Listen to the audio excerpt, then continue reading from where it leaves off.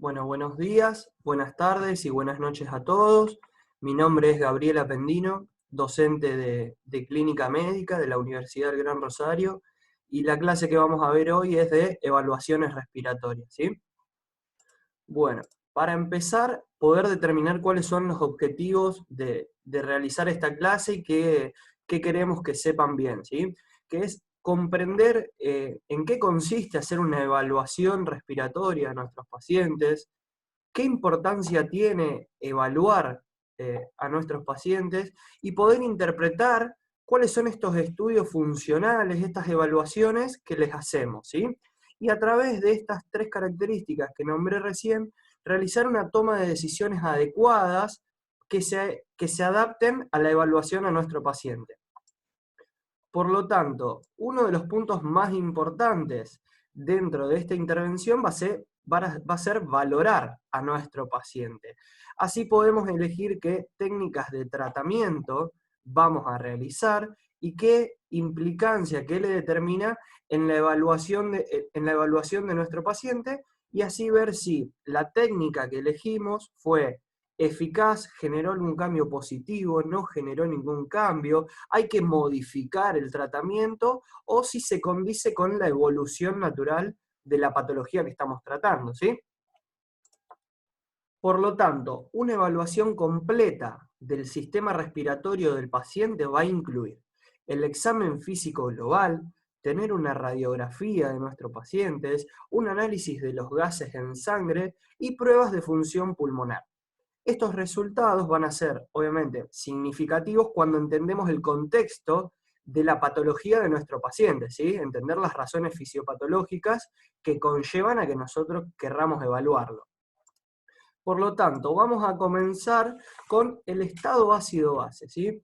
Acá yo coloco dos imágenes, una a la izquierda, que es un pHímetro. ¿Qué es un pHímetro? Es una máquina donde se coloca en este sector la sangre arterial o venosa del paciente, y este aparato va a evaluar la presión de oxígeno, la presión de dióxido de carbono, el pH, ¿sí?, de nuestro paciente. Y a la derecha tenemos la imagen de un extraccionista sacándole sangre arterial, en este caso, al paciente. Entonces, el equilibrio ácido-base es la normalidad de una variable de laboratorio, como son otras, como las enzimas, como un hemograma. Y nos va a dar un dato muy importante de cómo es el compartimiento metabólico, ¿sí?, de nuestro paciente, y va a dar resultado cómo se comportan los mecanismos reguladores luego de que esté establecido una alteración, ¿sí? Entonces, lo básico que tenemos que saber para poder interpretar un estado ácido-base es que vamos a tener dos cosas. Vamos a tener, por un lado, las bases, y por otro lado vamos a tener los ácidos, ¿sí? Las bases se caracterizan por aceptar protones, mientras que los ácidos se caracterizan por ceder o dar protones, ¿sí? Entonces, cuando nosotros ponemos sangre en un pHímetro, lo que va a medir directamente es el pH, la presión de dióxido de carbono y la presión de oxígeno, y va a calcular el bicarbonato, la saturación de hemoglobina y el exceso de base. Esta filmina es fundamental que la sepan, ¿sí?, que son los valores normales del estado ácido-base, ¿sí? Sobre todo los que quiero que sepan sí o sí son los del gas arterial, que va a ser el pH arterial, el pH arterial normal es 740 más menos 0,04. La presión de dióxido de carbono, 40 más menos 4, y el bicarbonato, 24 más menos 2. ¿Estamos? Bien. ¿A qué paciente le vamos a pedir un estado de ácido-base? Aquellos que tengan una alteración respiratoria, pacientes disnéicos o con aumento de la frecuencia respiratoria, para poder evaluar tanto la oxigenación como la respiración, ¿sí? Por lo tanto, yo necesito saber cómo está la presión de dióxido de carbono y cómo está la presión de oxígeno. En pacientes que tengan alteraciones renales que van a hacer que acumulen ácidos, en pacientes que tengan trastornos metabólicos, pacientes que tengan trastornos hidroelectrolíticos y pacientes críticos, ¿sí? Los pacientes críticos, por ejemplo, en la unidad de cuidados intensivos que trabajamos nosotros, de turno mañana y tarde a todos los pacientes se le hace estado de ácido base. Entonces, para seguir con lo básico, tenemos el pH sanguíneo. El pH sanguíneo dijimos que lo normal es 740 más menos 0,04. Cuando esté variado este resultado, vamos a hablar de acidemia o de alcalemia, ¿sí? ¿La acidemia qué es? Es cuando el pH sanguíneo está por debajo del nivel normal. Por ejemplo, un pH 726. Y alcalemia es cuando el pH sanguíneo se encuentra por encima de lo normal. Por ejemplo, un pH 748. Entonces, a los procesos que llevan a elevar o a disminuir la concentración de los hidrogeniones se lo va a llamar acidosis o alcalosis. Si hay acidemia o alcalemia, lo que tenemos que ver nosotros después de analizar el pH es ver si el dióxido de carbono o el bicarbonato justifican este trastorno, ¿sí? Si yo tengo alteración del pH que me lo justifica el dióxido de carbono o el bicarbonato, vamos a hablar de un trastorno primario, ¿sí? Y acá nos vamos a detener un segundito a explicar y es importante que ustedes esto lo entiendan. Cuando tenemos una disminución del pH, o sea, menor a 740, vamos a hablar de acidemia, ¿sí? Entonces yo voy a buscar cómo se comporta el dióxido de carbono y cómo se comporta el bicarbonato. Para que haya acidemia, tiene que estar elevado el dióxido de carbono o disminuido el bicarbonato, ¿sí? Entonces, cuando hay acidemia, el agente respiratorio que me causa la acidemia va a ser el aumento de dióxido de carbono, y a nivel metabólico va a ser la disminución del bicarbonato. En cambio, si yo tengo alcalemia, o sea, tengo un aumento del pH, el agente causal respiratorio va a ser la disminución de dióxido de carbono y a nivel metabólico el aumento del bicarbonato. ¿Estamos? Lo que puede pasar es que yo tenga una acidemia que se justifique tanto por la parte respiratoria como por la parte metabólica. Entonces acá vamos a nombrarlo como un trastorno mixto. Entonces, para ejemplificar todo esto que nombré yo recién y que tal vez esté yendo rápido, ¿sí? Primer paso, evaluar la presencia de acidemia o alcalemia, mirando el pH. Entonces, acá nosotros vamos a tener un pH de 730, un dióxido de carbono de 29, oxígeno 78, 14 de bicarbonato y menos 9 de exceso de base. Esto es importante que se lo acuerden de memoria. El orden va a ser pH, dióxido de carbono y oxígeno, ¿sí? Porque si no se sabe en este orden, se pueden confundir el dióxido de carbono con el oxígeno. Entonces, ¿qué podemos analizar de este estado ácido-base? Que tenemos 730 de pH, entonces vamos a hablar de acidemia. Y ahora lo que voy a buscar es, ¿a la acidemia me lo justifica el dióxido de carbono? No, porque tenemos 29 de dióxido de carbono. Y dijimos que para tener acidemia y que sea justificado por la parte respiratoria, el dióxido de carbono tenía que estar elevado. Acá está disminuido. Y ahora, ¿esta acidemia me lo justifica la parte metabólica del bicarbonato? Sí, porque para que haya un pH ácido, el bicarbonato debe estar disminuido. Como el valor normal del bicarbonato es 24 y acá tenemos 14, el bicarbonato sí justifica. Entonces acá lo que vemos es que cuando disminuye el bicarbonato, aumentan los hidrogeniones, entonces me genera acidemia. Entonces, a este estado ácido-base lo vamos a clasificar como acidosis metabólica. Acá tenemos otro ejemplo. Vamos a tener un pH de 7,56, un dióxido de carbono de 32, oxígeno de 61, bicarbonato 28, exceso de base 5. ¿Qué vamos a decir? El pH que me dice alcalemia tiene 7,56, lo normal era 7,40. ¿La presión de dióxido de carbono lo justifica? Sí, porque dijimos que para que aumente el pH, el trastorno respiratorio tenía que disminuir el dióxido de carbono. Si lo normal es 40 y tengo 32, está disminuido. Entonces sí lo justifica. Pero también me tengo que preguntar si este aumento del pH es por la cuestión metabólica. ¿Qué habíamos dicho? para que aumente el pH por una razón metabólica, tiene que aumentar el bicarbonato. El bicarbonato normal era 24, acá tenemos 28, entonces el bicarbonato también justifica esta alcalemia. Entonces a esto le vamos a decir trastorno mixto, alcalosis metabólica y alcalosis respiratoria.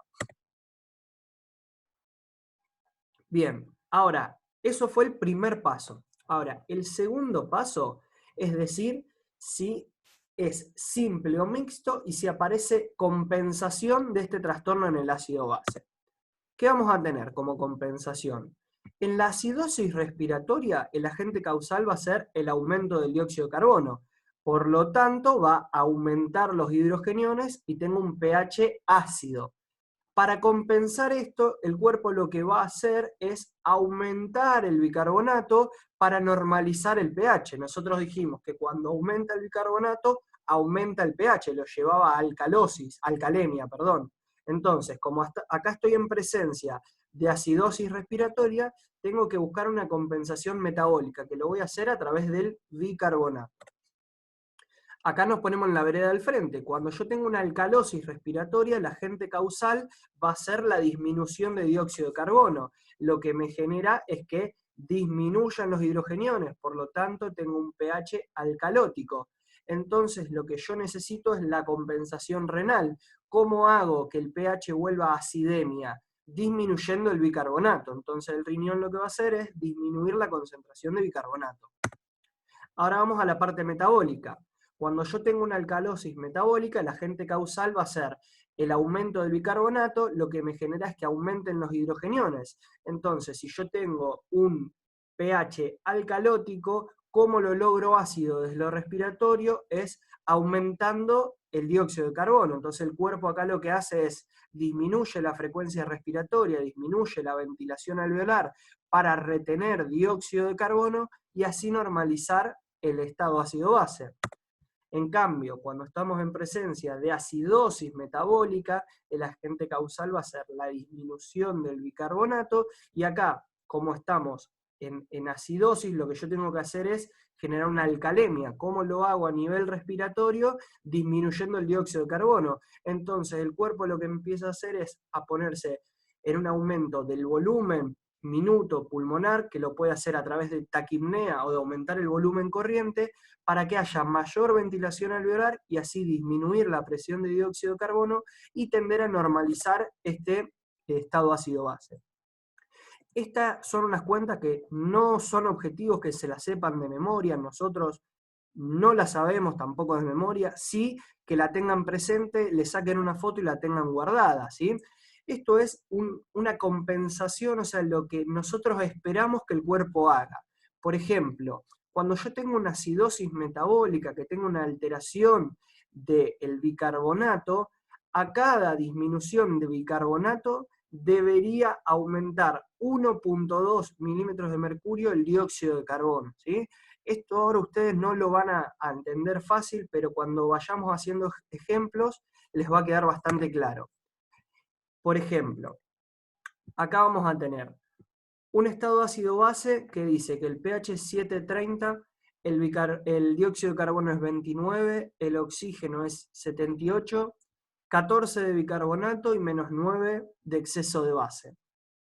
Como tiene un pH 730, vamos a decir acidemia. Para que me lo explique la parte respiratoria tenía que estar elevado el dióxido de carbono, no está elevado.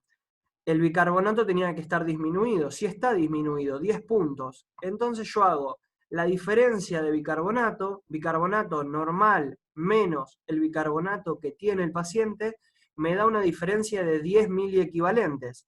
Entonces, lo que yo les mostraba al principio, la compensación es que cada 1 miliequivalente que disminuya el bicarbonato debe disminuir 1.2 el dióxido de carbono. Vamos atrás, acá lo dice, cada 1 miliequivalente, 1.2 el dióxido de carbono. Entonces, hago la cuenta. El dióxido de carbono que debería tener mi paciente es 40, que es lo normal, menos 12, que es 1.2 por 10, igual 28. Vamos a ver, y nuestro paciente tiene 29 de dióxido de carbono, por lo tanto está compensado este trastorno. Entonces vamos a decir que es un trastorno simple. En este caso no va a estar compensado. ¿Qué tenemos? Un pH de 7,15, 80 de dióxido de carbono, 91 de oxígeno, menos 3 de exceso de base y 28 de bicarbonato. El pH está ácido. ¿Me lo explica la parte respiratoria? Sí, porque el dióxido de carbono está muy elevado, está 80. ¿Me lo explica el bicarbonato, que para que esté ácido debería estar disminuido? No, porque está elevado. Entonces lo que yo hago es la diferencia de dióxido de carbono entre lo normal y lo que yo tengo. Me da una diferencia de 40. Entonces vamos al cálculo de acidosis respiratoria y vemos que cada 10 milímetros que aumenta el dióxido de carbono debe aumentar 3,5 el bicarbonato. Entonces, mi bicarbonato esperado va a ser 24 miliequivalentes más, que es lo normal, más 14 que me da de esta cuenta. Un total de 38 miliequivalentes de bicarbonato. Como tengo 28, acá en este caso no estaría compensado, entonces el problema sería respiratorio y metabólico. Por lo tanto lo vamos a llamar trastorno mixto. Bien, ahí terminamos con lo que fue el estado ácido-base, ¿sí? Ahora lo que vamos a hablar es de espirometría, ¿sí? La espirometría es una evaluación funcional respiratoria que el objetivo principal es poder conocer la capacidad expiratoria de nuestro paciente, ¿sí? Buscar si nuestro paciente tiene algún deterioro en lo que es la función expiratoria, si tiene una obstrucción a la salida del flujo aéreo. Es una prueba bastante económica, reproducible y simple que se puede hacer en un laboratorio pulmonar o se puede hacer en un consultorio de un neumonólogo con un espirómetro portátil, ¿sí? ¿Cuáles son las indicaciones de la espirometría? Es indicársela a todo paciente mayor de 40 años que presente tos crónica, disnea durante el ejercicio, durante sus actividades de la vida diaria, expectoración crónica, o que esté expuesto al tabaco, al humo, al polvo, por cuestiones familiares de hogar o por cuestiones laborales. Acá en la imagen tenemos un espirómetro portátil que lo está realizando en el consultorio de su neumonóloga.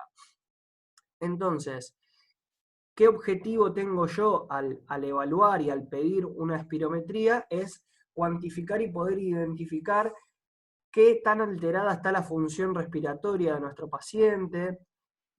Nos va a brindar datos para ver si necesitamos hacer algún cambio en nuestra actividad, darle al paciente algún soporte ventilatorio, revisar la progresión de la enfermedad pulmonar, el riesgo que tienen nuestros pacientes y poder determinar qué discapacidad tiene nuestro paciente a partir de los datos que vamos a ver más adelante. Entonces, ¿cuál es el objetivo principal? ¿Para qué sirve hacer una espirometría? Es para el diagnóstico del EPOC, que es la enfermedad pulmonar obstructiva crónica, y para el asma, las cuales son las dos principales etiologías que cursan con obstrucción al flujo aéreo, poder ver su diferenciación, su monitorización, pronóstico y valorar la incapacidad de esta patología.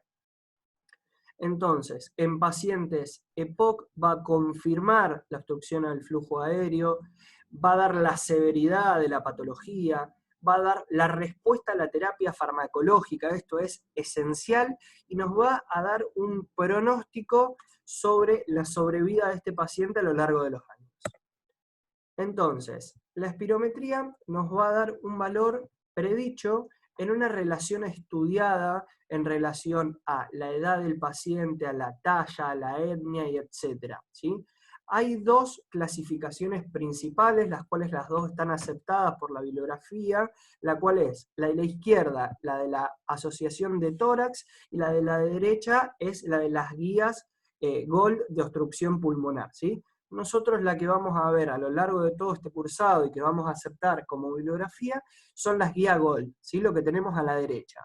Acá me quiero detener un segundito y que esto lo entiendan perfectamente, ¿sí? Ustedes ya tienen los conocimientos, por lo que vimos en los capítulos anteriores, de los volúmenes y de las capacidades pulmonares, ¿sí? Entonces, lo que nos va a decir la guía GOLD es que vamos a confirmar el diagnóstico de obstrucción al flujo aéreo, de obstrucción pulmonar, cuando la relación entre el BEP sub 1 y la capacidad vital forzada sea menor al 70%, ¿sí? A 0,7. Y el BEP sub 1, o sea, la velocidad con la que yo saco el aire en el primer segundo, me va a dar la gravedad de mi patología, que la guía GOLD la clasifica en 4 etapas. La etapa 1 dice que es leve cuando la obstrucción es, el BEP sub 1 es mayor al 80%, moderado cuando yo estoy en un rango entre el 80 y el 50%, severo cuando estoy entre un 50 y el 30%, y muy severo cuando estoy menor al 30%, ¿sí? Esto es para que lo vayan sabiendo, lo vamos a ir recalcando en las clases, ¿sí? Acá lo que vemos es una curva normal de una espirometría. Siempre que nosotros nos den la espirometría de un paciente, vamos a tener dos curvas. La de la izquierda es una curva de flujo-volumen y la de la derecha es una curva de volumen-tiempo. Acá lo que vemos en la curva de la izquierda es un rápido ascenso del flujo expiratorio, un pico elevado, que después va cayendo, ¿sí? Tiene que durar por lo menos la expiración de nuestro paciente entre 5 a 6 segundos. Debe pasar la línea expiratoria por estos puntitos que vemos acá en la curva de la izquierda, ¿sí? Estos 5 segundos, 6, nos va a representar la capacidad vital forzada de nuestro paciente, ¿sí? Y lo que vemos en la curva de la derecha, una curva de volumen-tiempo, es el BEP sub 1, o sea, la velocidad con la que sale el aire en el primer segundo, el cual va a ser el parámetro de severidad de obstrucción al flujo aéreo. Entonces, lo que tenemos que ver acá son la morfología de la curva, qué valores tiene y sobre todo la reversibilidad ante los cambios cuando se hace la medicación en la espirometría, que ahora lo voy a explicar. Para que una espirometría nosotros la podamos objetivar y nos sirva, debe cumplir con lo que son los criterios de aceptabilidad. Es decir, tiene que tener un inicio adecuado. ¿Qué le decimos inicio adecuado? Que es en la curva de flujo-volumen, debe tener un inicio rápido ascendente, ¿sí? No debe tener un volumen extrapolado, que es lo que vemos acá en el gráfico de la derecha, el que tiene una cruz. Quiere decir de que el paciente toma aire 2 veces y después larga todo el aire, ¿sí? Es una prueba que el paciente debe cooperar y entender perfectamente, ¿sí? Por lo tanto, no mirar el resultado únicamente, sino mirar la curva, porque puede haber errores en la interpretación por parte del paciente, ¿sí?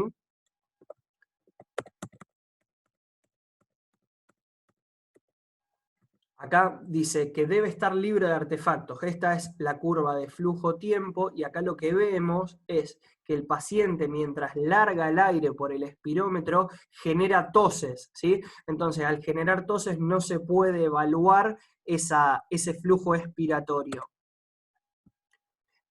Cada vez que nosotros veamos una espirometría, tenemos que saber que el neumonólogo lo que hizo fue hacer 3 pruebas pre-broncodilatadoras y 3 pruebas post-broncodilatadoras, que eligió los mejores resultados, la mejor técnica, esa imprimió y esa es la que nos trae el paciente a nosotros. Entonces, se va a hacer una espirometría, se le explica al paciente, se hace la espirometría, 3 pruebas, se elige el mejor valor. Luego lo que se hace es, se deja descansar al paciente y se le administra un fármaco broncodilatador. El paciente se hace PAF broncodilatadores y luego va a repetir esta prueba, ¿sí? Y lo que vamos a ver es si genera un cambio en el volumen expirado, para poder valorar si la medicación es efectiva o no en la obstrucción al flujo aéreo. Ahora lo vamos a ver con un ejemplo. Acá tenemos 3 curvas que podemos ver en una espirometría. En el medio tenemos lo que es una espirometría normal, ¿sí? Donde tiene un flujo ascendente, rápido, el pico bien elevado, el paciente expira por lo menos 5 segundos. Entonces acá vamos a ver la capacidad vital forzada de nuestro paciente.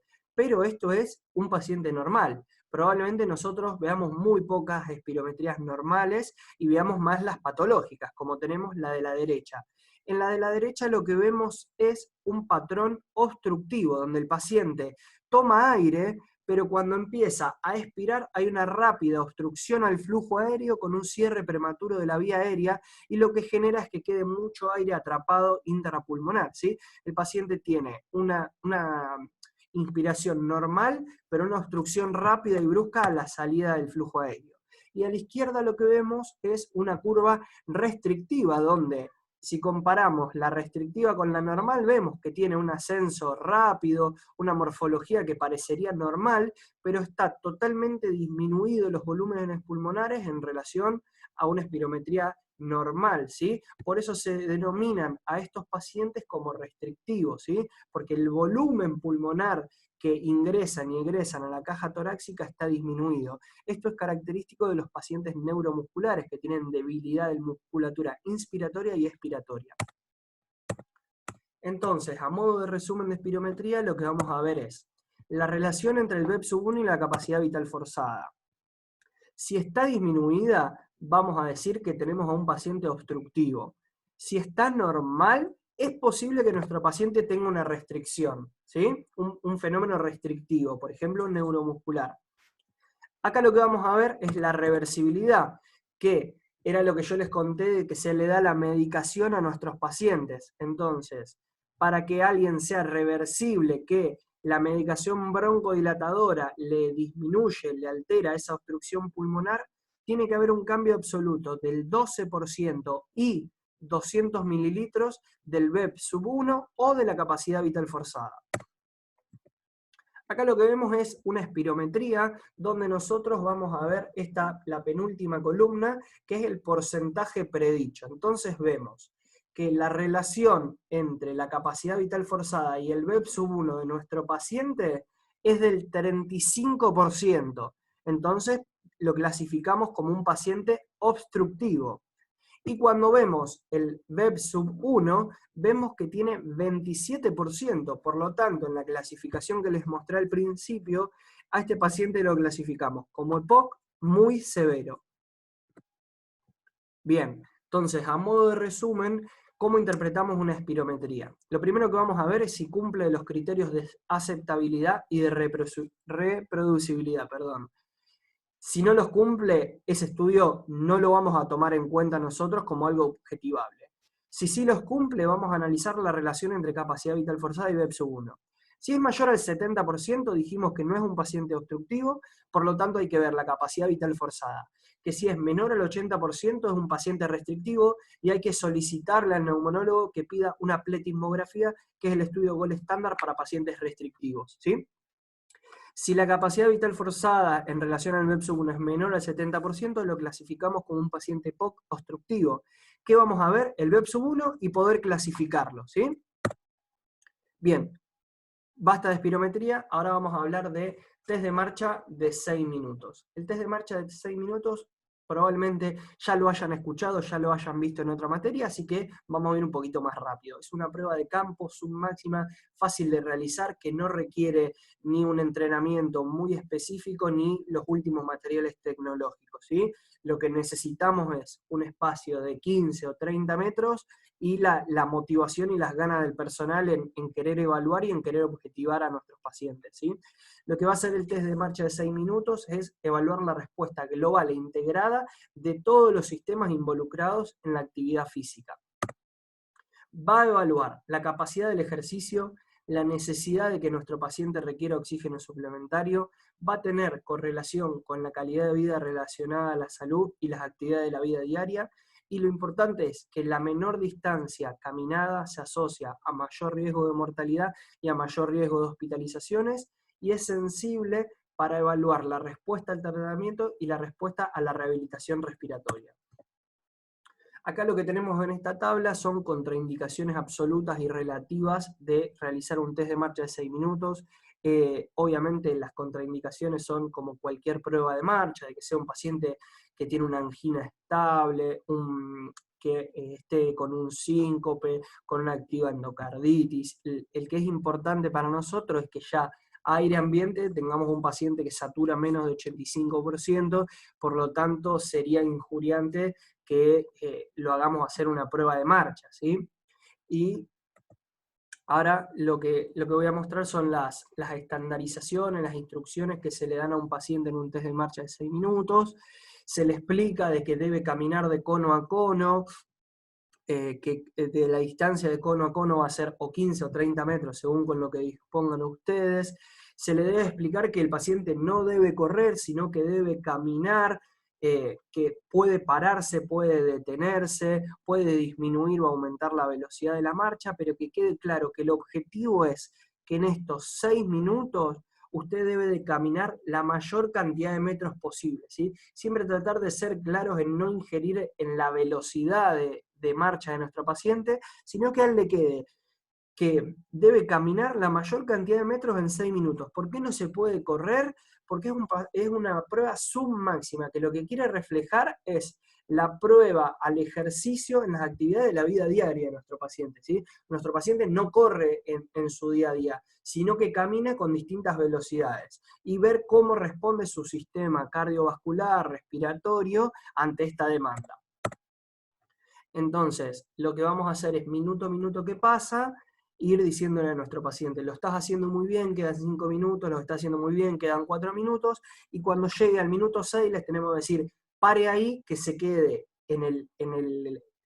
clavado donde llegó, para poder contabilizar correctamente cuántos metros hizo, ¿sí? ¿Qué necesitamos entonces para que quede claro para hacer un test de marcha de 6 minutos? Es un pasillo de 15 o 30 metros, como dije antes, 2 conos, 2 sillas que referencien dónde el paciente debe dar la vuelta, un cronómetro, un saturómetro, tomarle la presión antes y después, y la escala de Borg, que es una escala que evalúa la disnea durante una actividad física, así que lo vamos a ver más adelante. ¿Cuáles son los motivos para que yo detenga el test? Es dolor torácico, una disnea intolerable, que el paciente te diga, flaco, no puedo más, aunque se detenga, que se sienta mal, la presencia de calambres, la presencia de diaforesis, que es un sudor excesivo, y la palidez cutánea, ¿sí?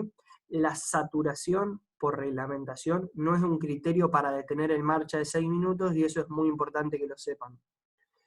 Tiene un efecto aprendizaje, ¿sí? Cuantas más veces vos hagas un test de marcha con un paciente, mayor va a caminar, ¿sí?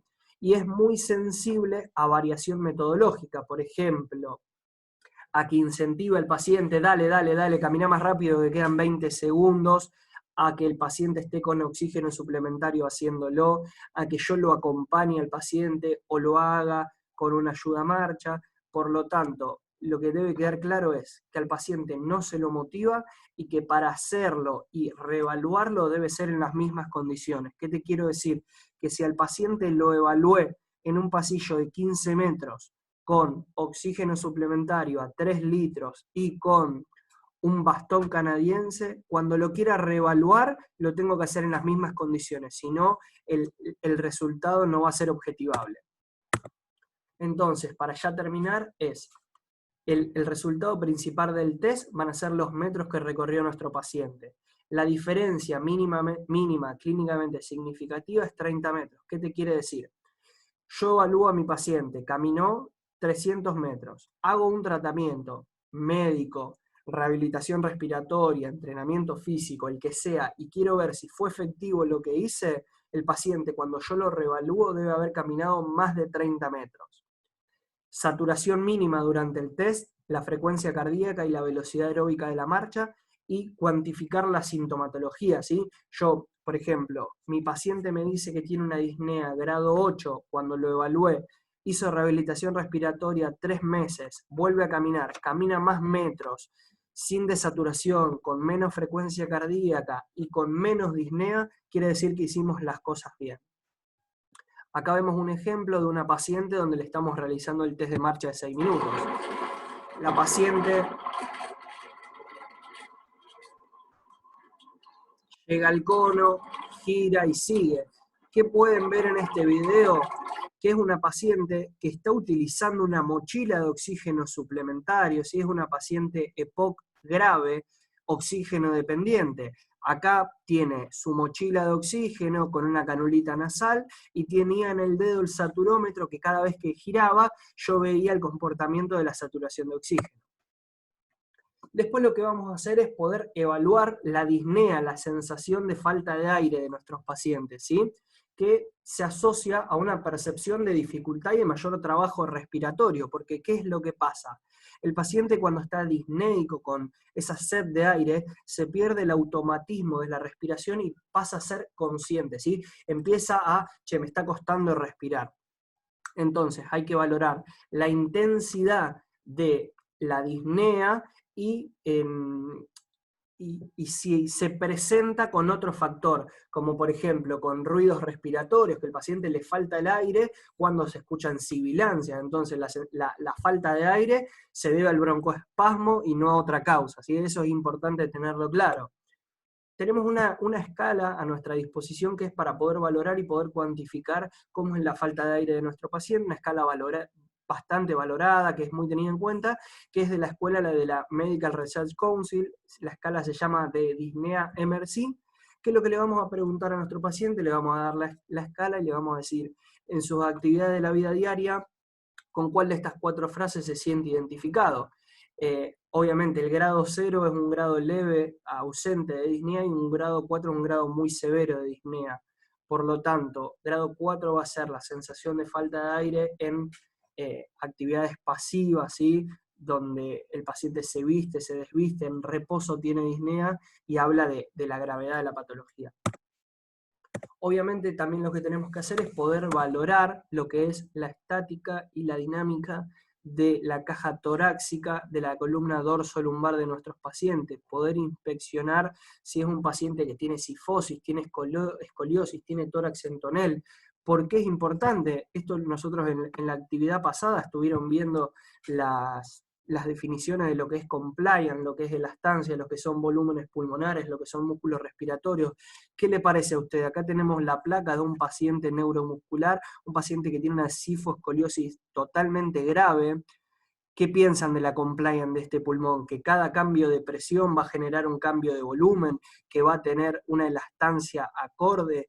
El cambio obvio que hay en la relación longitud-tensión en los músculos que deforman esta caja torácica. Vamos a tener un pulmón que está colapsado y el otro expandido. Esto va a interceder en la ventilación alveolar eficaz, va a tener un gasto metabólico aumentado, un paciente que va a tener dolor, ¿sí? Entonces esto es, vayamos a lo básico y tengamos en cuenta, no busquemos el dato distinto, el dato difícil, sino que evaluemos, interpretemos a nuestros pacientes. ¿Ustedes se creen que este pacientito con esa placa va a hacer los movimientos normales de respiración, de asa de balde? No va a pasar, las costillas no van a ascender en cada inspiración, el esternón no va a tener ese movimiento superior de ascenso en cada inspiración, ¿sí?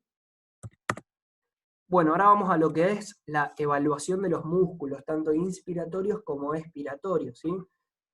Músculos que expanden el tórax durante la inspiración, ustedes ya lo saben, que el diafragma, inervado por el nervio frénico, va a ser el principal músculo inspiratorio, el único principal, y después tenemos musculatura accesoria, que son los intercostales externos, los escalenos, pectoral menor, mayor, trapecio y el ECOM. Y después vamos a tener músculos expiratorios que tienden a sacar el aire, a comprimir la caja torácica, los cuales son los intercostales internos, oblicuos externo-interno, transverso y recto del abdomen, y serrato anterior y posterior. Acá para repasar anatomía, esto ya lo saben, el nervio frénico que inerva el diafragma, cómo son las cúpulas diafragmáticas, cómo es la disposición de los intercostales externos e internos, ¿sí? ¿Qué hay que tener en cuenta acá? Y acá sí vamos a ir un poco más lento, que es importante. La musculatura inspiratoria, cuando está disminuida, debilitada, lo que me va a generar es una disminución en la capacidad vital y me va a imposibilitar que yo genere suspiros, ¿sí? Nosotros tenemos entre 9 a 10 suspiros en un día normal y es para evitar la hipoxemia y para mantener un volumen pulmonar, ¿sí? Un paciente que tiene incapacidad de suspiro tiene va a tener tendencia al colapso alveolar y a una atelectasia, ¿sí? Cuando pasa esto, lo que va a repercutir es que va a tener un aumento en el trabajo respiratorio y que progresivamente lo va a llevar a una enfermedad restrictiva de volúmenes pulmonares menores porque no tiene la capacidad de expandirse por completo. Entonces, lo que va a hacer nuestro paciente es tener una respiración donde el patrón principal es que sea rápido y superficial, ¿sí? Y obviamente, al ser un patrón rápido y superficial, donde en vez de manejar volumen corriente, como por ejemplo 500 mililitros, va a manejar 250 mililitros, va a estar taquipneico para compensar el volumen minuto. Al hacer más respiraciones por minuto, genero más gasto energético porque tengo que contraer más veces ese músculo, entonces llego a una fatiga muscular. Y después es importante que la debilidad de la musculatura expiratoria no va a tener tanto impacto sobre la ventilación, pero sí lo que me va a hacer es que yo tenga una tos ineficaz y que probablemente tenga retención de las secreciones respiratorias. Al tener aumento de las secreciones respiratorias que no las puedo eliminar, voy a tener un aumento en la resistencia, entonces también voy a conducir a la fatiga muscular. Este cuadro es fantástico para que podamos entender la debilidad de cada eje, lo que me va a desencadenar, ¿sí? Empezamos. Si yo tengo debilidad de los músculos expiratorios, voy a tener una tos ineficaz y voy a tener disminuida mi capacidad de despejar las secreciones bronquiales. Por lo tanto, voy a tener atelectasias. Si yo tengo debilidad de la musculatura vulvar, de la musculatura glótica, voy a favorecer a un síndrome aspirativo, que es un síndrome siliente, ¿sí? Entonces va a aparecer las neumonías broncoaspirativas. Por lo tanto, sea por un síndrome aspirativo o por atelectasia, voy a tener una alteración entre la ventilación y la perfusión que me genera hipoxemia. Eso lo vieron en el capítulo anterior, cuando vimos cuáles eran los mecanismos de hipoxemia. Entonces yo voy a tener una insuficiencia respiratoria hipoxémica. En cambio, si yo tengo debilidad de la musculatura inspiratoria, lo que voy a tener por un lado es disminución de la capacidad vital, del volumen pulmonar y de la generación de suspiros. Por lo tanto, tengo una caja torácica cada vez menos distensible y unos pulmones menos distensibles porque cada vez los expandí menos. Esto me va a generar que yo tenga taquipnea, ¿sí? Por lo tanto, va a haber un trabajo respiratorio mayor. Como dijimos antes, al haber mayor trabajo respiratorio, mayor gasto metabólico. Va a haber fatiga de músculos respiratorios, por lo tanto, insuficiencia respiratoria hipercápnica, porque tengo menor ventilación alveolar, entonces estos pacientes generan hipercapnia, retención de dióxido de carbono. Bien, otros, como lo dijimos antes, que otros factores van a colaborar con la enfermedad respiratoria, como son aquellos del compromiso del bulbo, ¿sí? Por lo tanto va a haber trastorno de glutorio, que es muy común en los pacientes neuromusculares, y la generación de un síndrome aspirativo. Bien, ¿qué es la tos? Esto ya lo vieron en otras materias también, y vamos a decir que la tos va a ser un reflejo vital, ¿sí? Que se desencadena por la estimulación de receptores irritantes que están en la pared de la tráquea posterior, a nivel de la carina y en las bifurcaciones de los bronquios principales, ¿sí? Y que hay múltiples enfermedades que me van a estimular más a que yo tenga tos y otros que me lo van a inhibir, ¿sí? Esto a modo de reposo también ya lo saben, hay 3 fases de tos, la cual es una fase inspiratoria inicial, donde hay una reducción rápida de la glotis para que ingrese aire a mi sistema y yo genere una deformación de la caja torácica, una fase de compresión donde dejó de reducirse la glotis y se cierra la glotis, que acá lo que es fundamental para que esto funcione es la función del bulbo, ¿sí? Que es el que inerva a todos los músculos glóticos. Y después lo que tenemos es la fase expiratoria, donde la glotis se va a abrir abruptamente, va a haber una compresión rápida de la vía aérea, donde hay un cambio de presión entre la presión atmosférica y la presión intratorácica, y el paciente va a poder expirar todo este volumen expiratorio. Esta filmina también es importantísima, ¿sí? Que es la evaluación de las presiones musculares para poder definir si yo tengo un paciente con debilidad muscular inspiratoria o debilidad muscular expiratoria, ¿sí? Se hace a través de un neumotacómetro, que es un dispositivo que se coloca en la boca del paciente, donde se debe tapar la nariz, y se le pide al paciente que, si quiero evaluar Pmax, que inspire rápido por el neumotacómetro o que expire por el neumotacómetro cuando evalúo la Pmax, ¿sí? Estos valores sí es importante que se los sepan de memoria, que son la Pmax, o sea, la presión de los músculos expiratorios, el valor normal es 150 a 200 centímetros de agua, y es importante que si yo tengo un paciente que la Pmax le da 60 centímetros de agua, es un paciente que requiere asistencia para la tos. Y si es un paciente que tiene 40 centímetros de agua de Pmax, es un paciente que tiene imposibilidad de manejar las secreciones bronquiales, por lo tanto debe traqueotomizarse y vincularse a asistencia respiratoria mecánica, ¿sí? ¿Cómo se hace la Pmax? Además de colocar el dispositivo, el paciente debe tomar la mayor cantidad de aire posible, ir hasta capacidad pulmonar total y soplar sobre este dispositivo. Todo lo contrario, cuando evaluamos la Pmax, el paciente debe desinflarse por completo hasta volumen residual, colocar el neumotacómetro y hacer un rápido ascenso de flujo inspiratorio, donde obviamente ustedes saben que cuando hablamos de expiración el valor es presión positiva, y cuando hablamos de inspiración el valor es en presión negativa.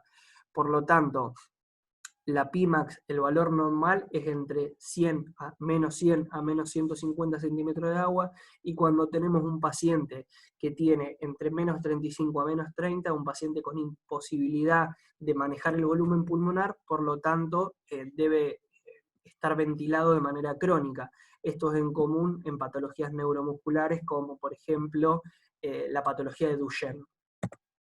Acá lo que vemos es el neumotacómetro, donde se mide la Pmax y la Pmax, y acá la imagen que pusimos es que se puede evaluar, como ven en la izquierda, en un paciente que tiene vía aérea artificial, un paciente que tiene un tubo endotraqueal en la boca, y en un paciente que tiene la vía aérea fisiológica. Entonces, por lo tanto, acá se adapta al tubo endotraqueal y acá se coloca una máscara donde el paciente va a generar la fuerza inspiratoria y expiratoria. Otro valor muy importante es poder evaluar el pico flujo tosido. El pico flujo tosido, lo que vamos a hacer es generar una inspiración máxima y luego toser sobre una máscara o sobre el dispositivo, ¿sí? Lo que es importante es explicarle al paciente que no debe hacer fuerza con los músculos bucales, con el bucinador, porque si no eso genera presión y me altera la medición, que tiene que ser todo flujo expiratorio, ¿sí? Las personas normales tienen un flujo máximo de 720 litros minuto, ¿sí? Acá es litro minuto porque hablamos de flujo expiratorio y no de presión. Por eso esto se llama pico flujo tosido, ¿sí? Acá lo que vemos es a un modelo, bueno, que deja bastante que desear. Acá vamos a ver un video para que lo entiendan.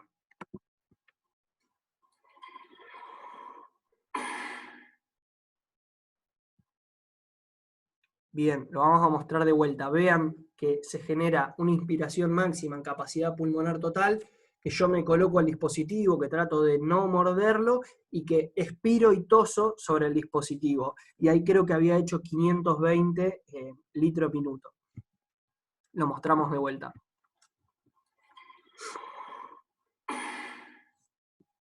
Bien. Entonces, ¿qué es importante que sepan? Que el valor normal, bueno, va a ser entre 360 y 1200, que la mayor cantidad de la población tiene 720 de litro minuto, y que va a evaluar, o sea, que es el predictor más sensible, el gol estándar para evaluar si un paciente tiene la tos eficaz o no, y si requiere asistencia tussígena o no. Algo muy importante es poder evaluar lo que es el pico flujo expirado y el pico flujo tosido, ¿sí? La diferencia entre uno y otro es que cuando hacemos el pico flujo expirado no hay involucración de la tos, entonces no va a haber cierre glótico, por lo tanto el bulbo no va a estar involucrado. Cuando hay una diferencia entre el pico flujo tosido y el pico flujo expiratorio, nos puede dar un valor de una alteración vulvar. Por lo tanto, siempre el valor del pico flujo tosido tiene que ser mayor al pico flujo expiratorio. Por lo tanto, la diferencia entre una técnica y la otra va a ser que en el pico flujo tosido yo voy a toser sobre el dispositivo y en el pico flujo expirado abro glotis y saco el aire. ¿Estamos?